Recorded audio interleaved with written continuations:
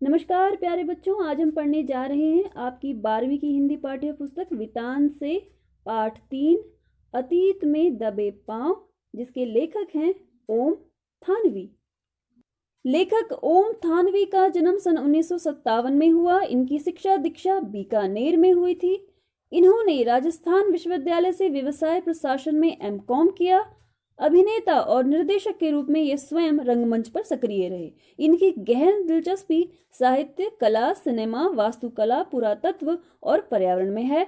इन्होंने 80 के दशक में सेंटर फॉर साइंस इन्वायरमेंट की फेलोशिप पर राजस्थान के पारंपरिक जल स्रोतों पर खोजबीन करके इसके बारे में विस्तार से लिखा।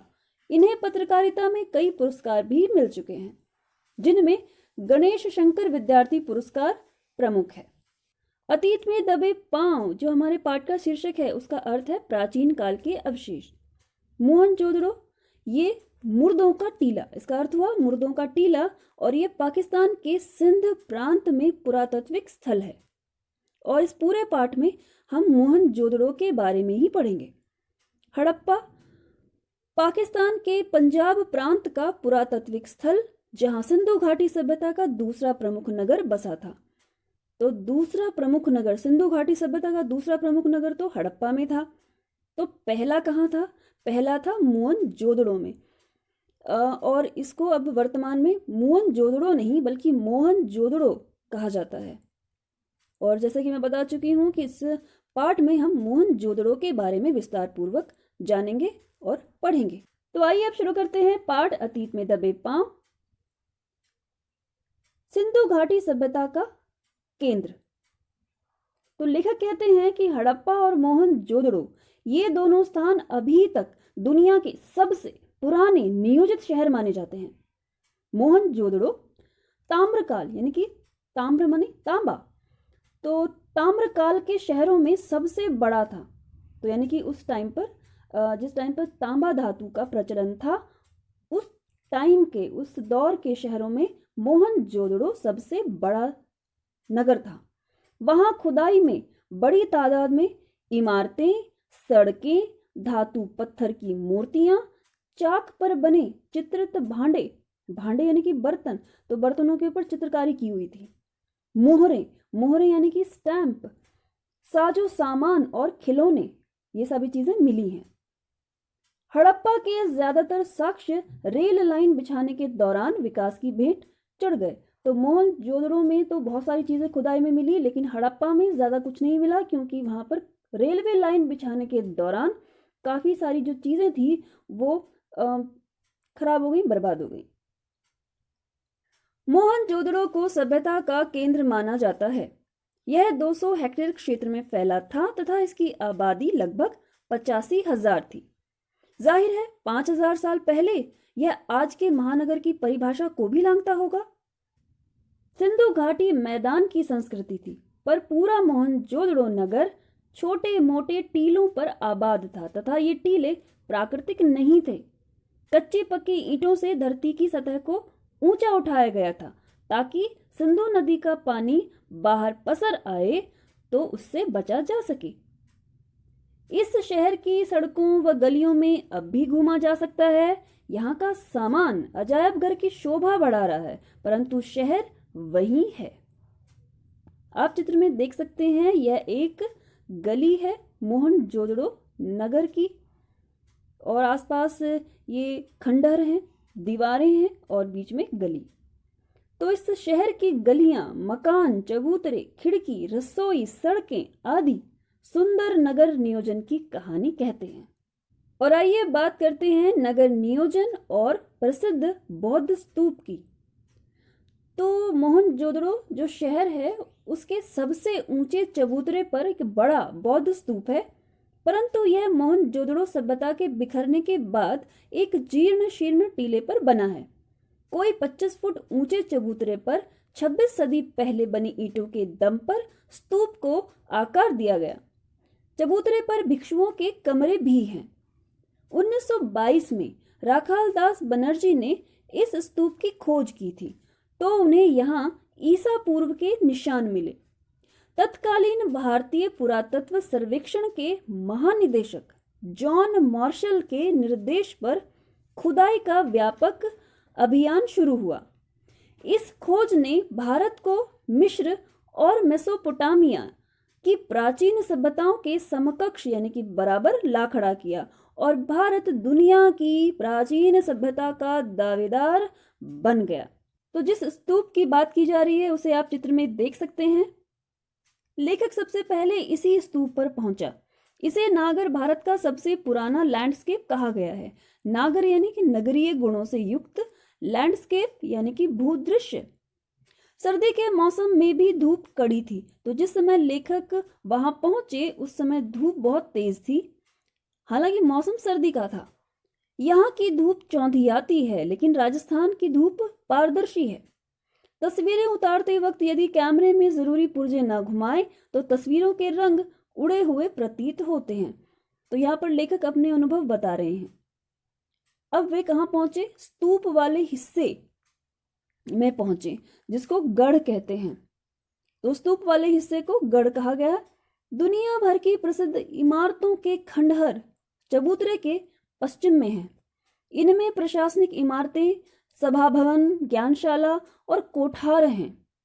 केवल अनुष्ठानिक महाकुंड अपने मूल स्वरूप में बचा है, शेष इमारतें उजड़ी हुई हैं।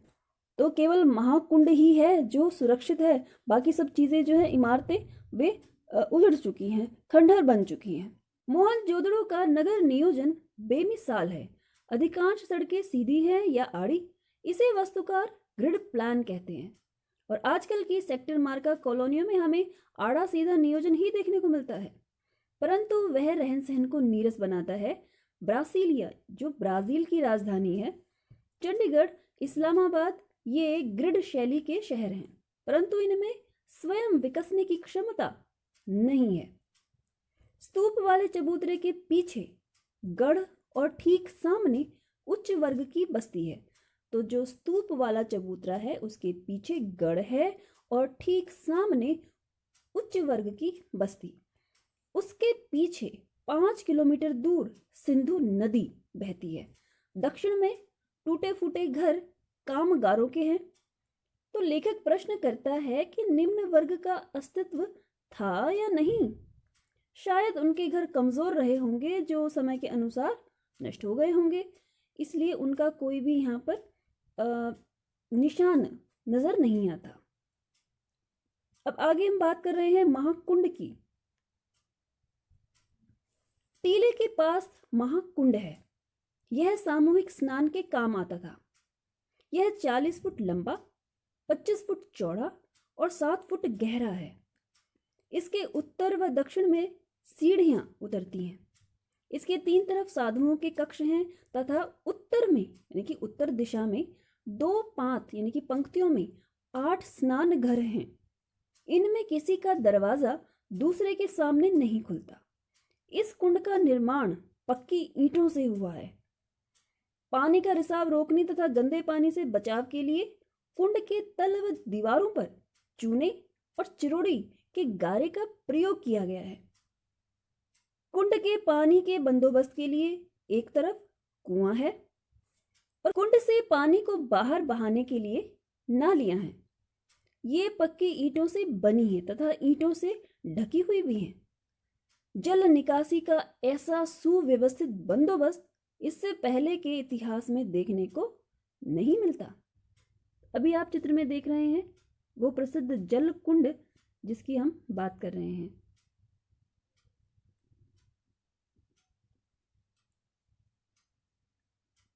और आइए बात करते हैं मोहनजोदड़ो में पैदा होने वाली फसलों की और वहां किस प्रकार की कृषि होती थी। कुंड के दूसरी तरफ विशाल कोठार हैं। शायद यहाँ कर के रूप में हासिल अनाज जमा किया जाता था। यहाँ 9 चौकियों की 3 कतारें हैं। उत्तर की एक गली में बैलगाड़ियों के प्रयोग के साक्ष्य मिले हैं, यानी कि बैलगाड़ियों का भी यहाँ पर प्रयोग होता होगा जो माल की ढुलाई करती होंगी। सिंधु घाटी काल में व्यापार के साथ उन्नत खेती भी होती थी।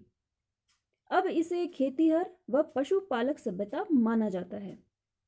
पत्थर वह तांबे की बहुतायत थी, परंतु लोहा नहीं था। तो मोहनजोदड़ो में पत्थर था, तांबा भी था, लेकिन लोहा नहीं था। पत्थर कहाँ से आता था? सिंध से, तथा तांबा राजस्थान से मिलता था। इनके उपकरण खेती बाड़ी के प्रयोग में लाए जाते थे। कपास, गेहूं, जौ, सरसों व चने की उपज के सबूत मिले हैं। यहाँ कपास, खजूर, बेर, खरबूजे, अंगूर, ज्वार, बाजरा और रागी की खेती भी होती थी। यहाँ से मिला सूती कपड़ा दुनिया के सबसे पुराने नमूनों में से एक है। दूसरा सूती कपड़ा 3000 ईसा पूर्व का है, जो जॉर्डन में मिला। मोहनजोदड़ो में रंगाई भी होती थी। ऊन व लिनन का आयात सुमेर से होता था। सामुदायिक केंद्र। महाकुंड के उत्तर पूर्व में लंबी इमारत के अवशेष मिले हैं। इसके बीच में खुला बड़ा दालान है तथा 3 तरफ बरामदे हैं। इसे कॉलेज ऑफ प्रीस्ट्स माना जाता है। दक्षिण में 20 खंभों वाला एक हॉल है, जो शायद राज्य सचिवालय, सभा भवन या सामुदायिक केंद्र रहा होगा। गढ़ की 4 दीवारी के बाहर नीचा नगर था। खुदाई की प्रक्रिया में टीलों का आकार घट गया था। पूर्व की बस्ती रईसों की बस्ती है। इसमें बड़े घर, चौड़ी सड़कें तथा ज्यादा कुएं थे। मोहनजोदड़ो के सभी खंडरों को खुदाई कराने वाले पुरातत्ववेत्ताओं का संक्षिप्त नाम दिया गया है, जैसे DK हल्का, ये दीक्षित काशीनाथ के नाम पर है। DK क्षेत्र दोनों बस्तियों में सबसे महत्वपूर्ण है।